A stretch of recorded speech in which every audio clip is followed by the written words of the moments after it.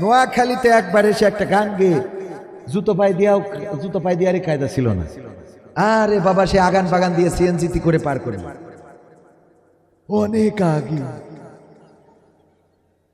এটা দ্বিতীয় স্বাধীনতার আগের ঘটনা।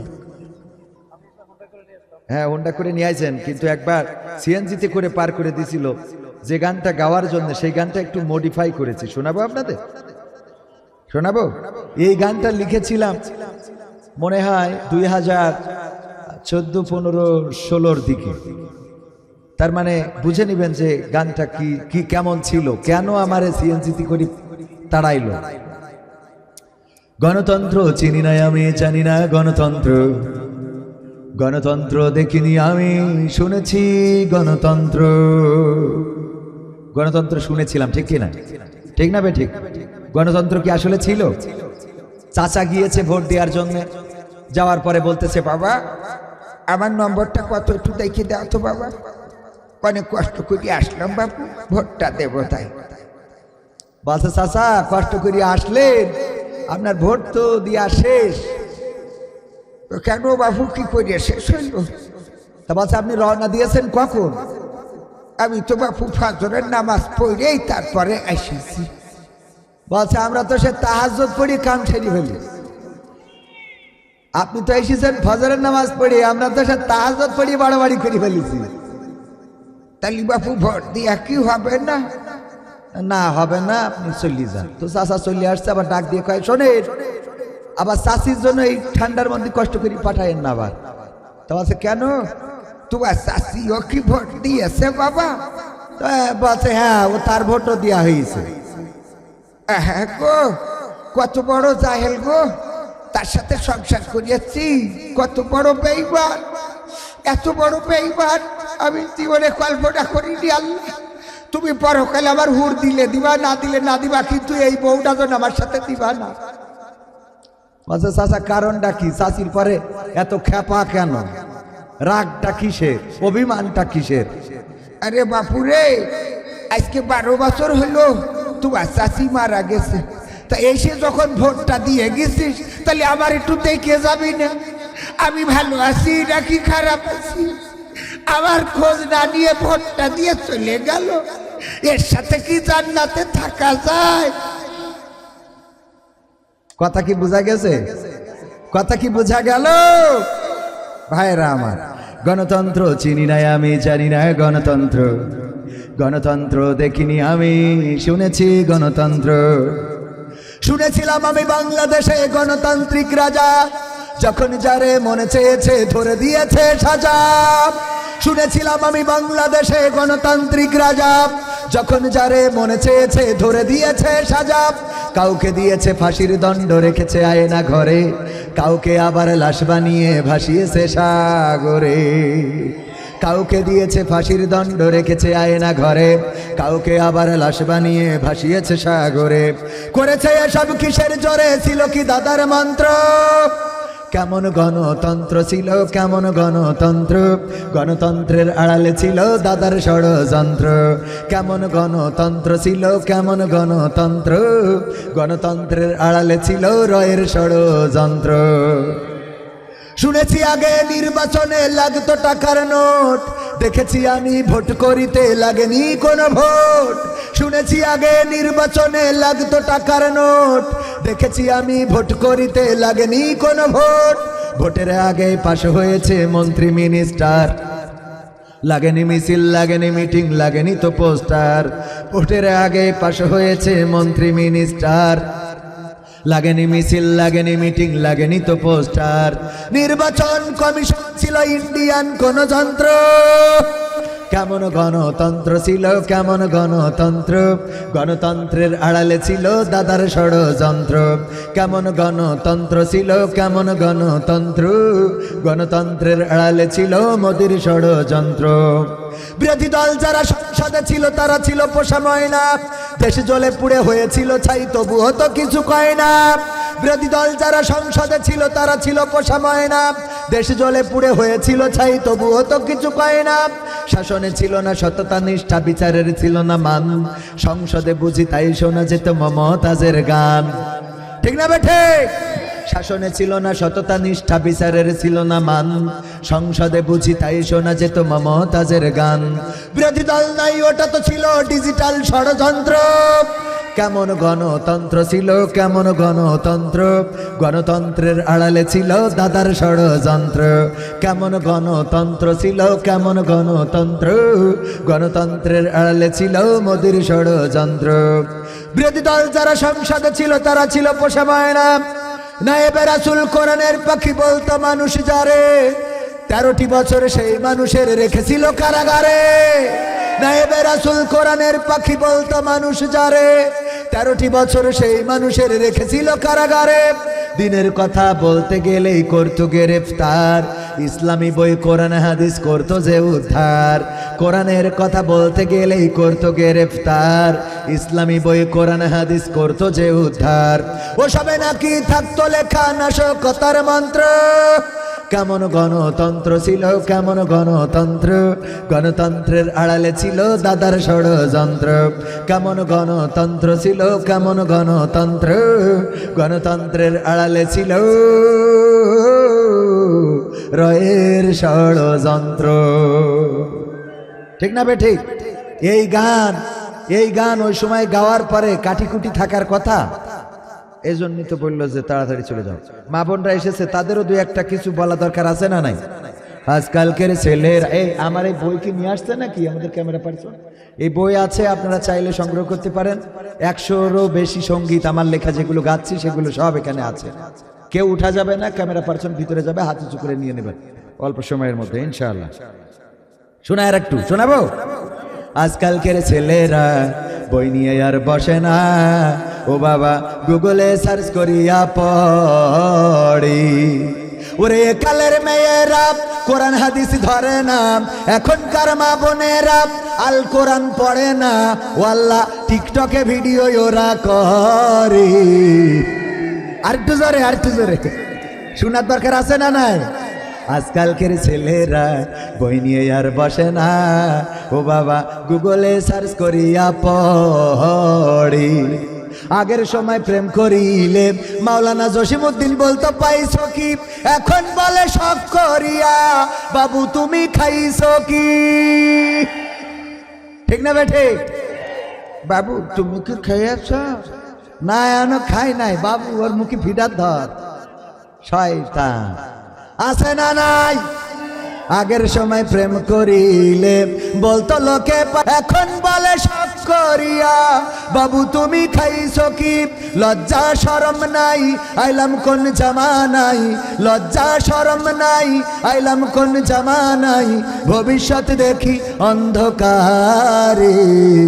আজকালকের ছেলেরা বই নিয়ে আর বসে না, ও বাবা গুগলে সার্চ করিয়া পড়ি। নতুন করে হয়েছে চালু এখন আবার কোন ট্রেন্ড, পরিচয় করাই দেখি। কি পরিচয় করায়? আমার জাহিদ ভাইয়ের সাথে পরিচয় হলো কোথায়? জাহিদ ভাইয়ের সাথে তো অনেক দিনের বন্ধুত্ব, হঠাৎ দেখি নোয়াখালী সদরের পরে একজনের বগলদা ভাই ধরে নিয়ে হাইটে বেড়াচ্ছে। আমি বললাম ভাই কে? ভাই কে উনি? বিয়ে করলেন তা তো বললেন না। এত কাছের মানুষ, অন্তরের মানুষ, আপনার মাহফিলে আমি কোনো ডিমান্ড করিনি, খালি চলে আসি। আপনি এত কাছের মানুষ, বিয়ে করলেন তা তো বললেন না। ভাবি ছিলেম আলাইকুম। জাহিদ ভাই বলছে আপনার ভাবি না এটা, কি ডা? পরিচয় করাই দিলে এই আমার গার্লফ্রেন্ড। সহ্য না করে পারা যায়?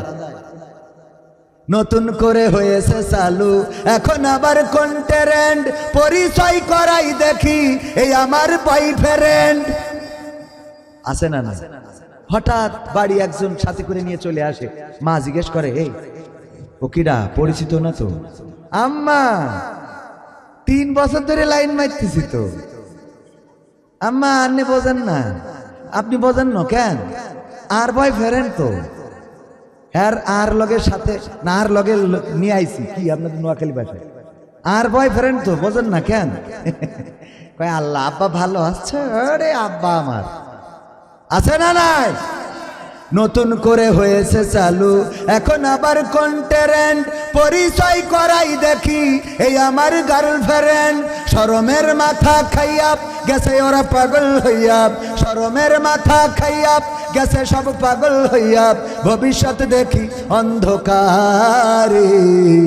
আজকালকের ছেলেরা বই নিয়ে আর বসে না, ও বাবা গুগলে সার্চ করিয়া পড়ে। এখনকার মা বোনেরা কোরআন হাদিস পড়ে না, ওয়াল্লাহ এখনকার মা বোনেরা আল কোরআন পড়ে না।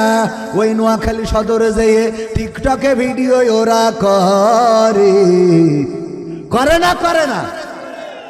আবার রং নাম্বারে লাইন হয় বিদেশে, হ্যাঁ জাহিদ ভাই লাইন হয়। আরে অসুবিধা নেই, এটা আমি উদাহরণ দিছি। না না আপনার দিয়ে দিছি, এত মন খারাপ করি লাভ আছে? ভাবি অসুবিধা না, থাকলো তাই কি, এত টাকা পয়সা আছে, দুই সাইডে বউ থাকলে অসুবিধা আছে কোনো? বরং মানুষের উপকার হইল। হ্যাঁ আমাদের দেশে নারীরাও সেরকম, যদি 2টা বিয়ে করে 3টা বিয়ে করে অসুবিধার কোন জায়গায়? বরং কাজে তো আরো সহজ হয়ে গেল, হুকুম দেখার লোক পাওয়া গেল, গল্প করার একান্ত যদি ঝগড়া করার দরকার হয় তাও তো বাড়ি লোক পাওয়া গেল, ঠিক না ভাই ঠিক? অথচ মা বোনেরা কি করবে? যদি জাহিদ ভাই আর একটা বিয়ে করে বাড়ি নিয়ে আসে, ভাবে কি করবে? তুমি যদি কারোর সাথে এক রাত থেকে আসতে তা আমার আপত্তি ছিল না, তুমি বিয়ে করলে কি দেখে? ঠিক না ভাই ঠিক? মানে অন্যায় কর অসুবিধে নেই, জাহান্নামে যাও অসুবিধে নেই, ভালো কাজ করা যাবে না, ভালো কাজ করতে দিতে চাই না, ঠিক না ভাই ঠিক?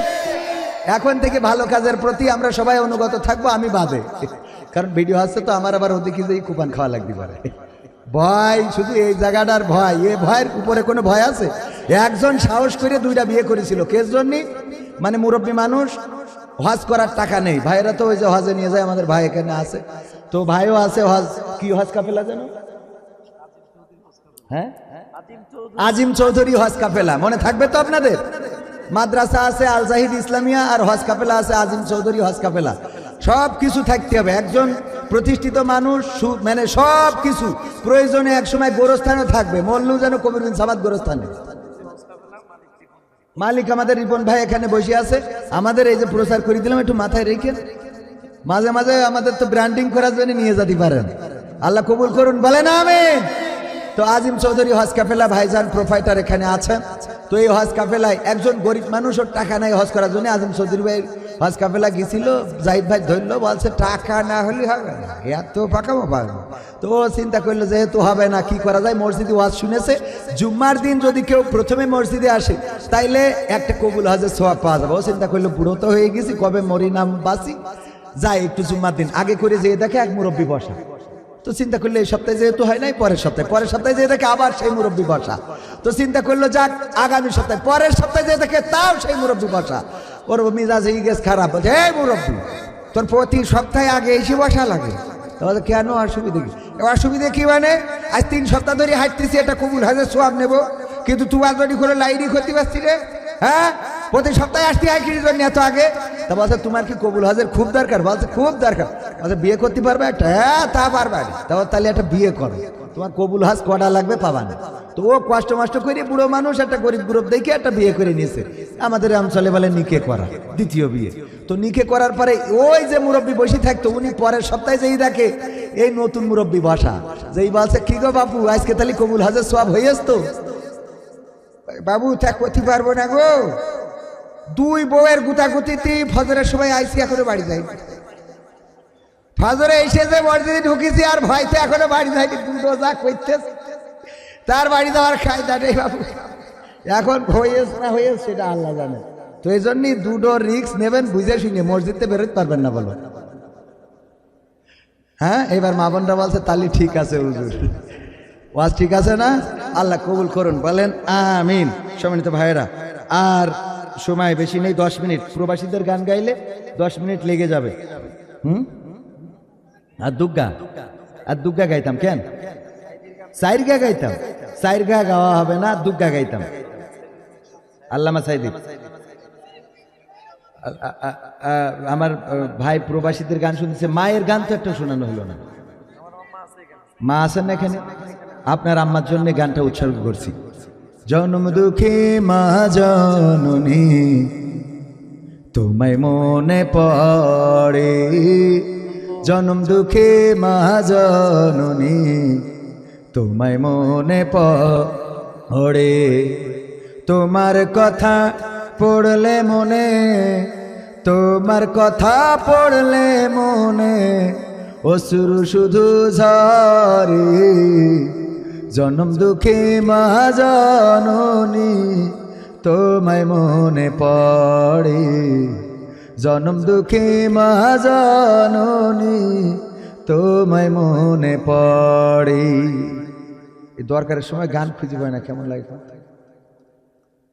এই গানটা কোন পৃষ্ঠাতে যে ঢুকাইছি, এই যে পাইছি, জন্ম 80 নম্বর। হ্যাঁ ভাই পেয়েছে, দেখেন আমার এই থাকে না। হ্যাঁ পাইছি। জনম দুঃখী মা জননী তোমায় মনে পড়ে, জনম দুঃখী মা জননী তোমায় মনে পড়ে।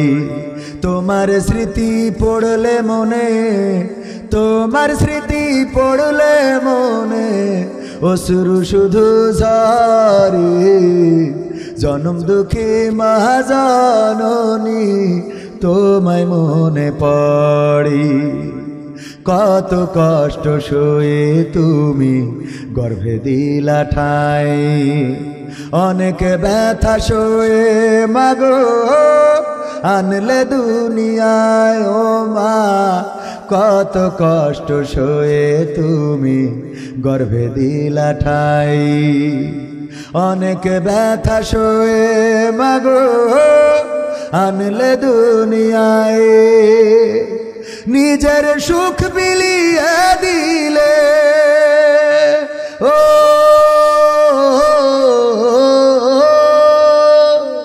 নিজের সুখ বিলিয়ে দিলে আমার সুখের তরে। জনম দুঃখী মা জননী তোমায় মনে পড়ে, জনম দুঃখী মা জননী তোমায় মনে পড়ে। শীতের রাতে তুমি ও মা ভিজা বিছানাতে আদর করে রাখতে আমায় শুকনো জায়গাটাতে। মাগো শীতের রাতে তুমি ও মা ভিজা বিছানাতে আদর করে রাখতে আমায় শুকনো জায়গাটাতে। সেই তুমি মায়াজকে একা,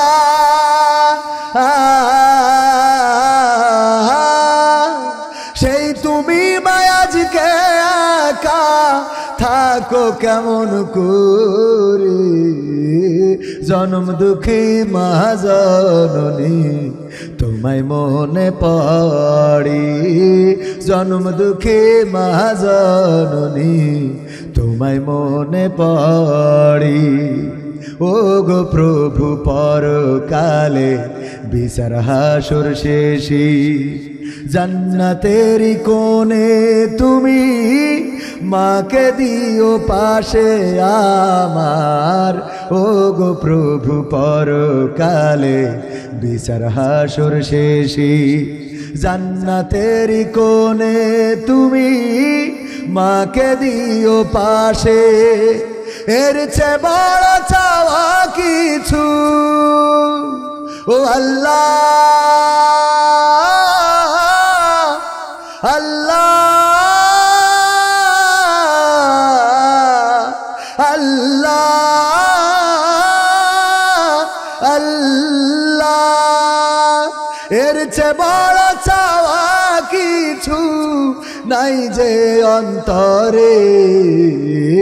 জনম দুঃখী মা জননী তোমায় মনে পড়ে, জনম দুঃখী মা জননী তোমায় মনে পড়ে।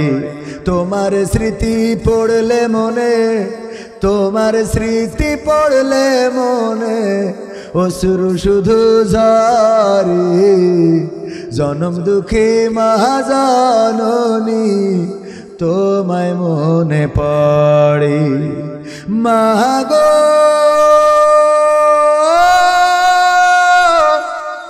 ও ও মা ও ও